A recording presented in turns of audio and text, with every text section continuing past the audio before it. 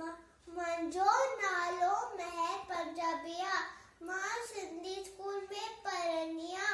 बांदर जी छठी पुरानी चैन हदते आए कान चढ़ी मी करे वस्कारा छटने छटिया मां थाने सारा करे पुसाए पानी पानी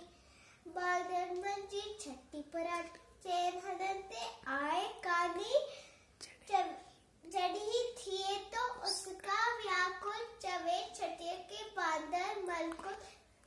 चवे छटिया के बांदर मलकुल थी उनाए में भी सानी बांदर मंजी छठी पुरानी चैन हनते आए कानी खुले रखी बंदूक बनाए खुले रखी बंदूक बनाए पुछंदो आए कोत बुधाए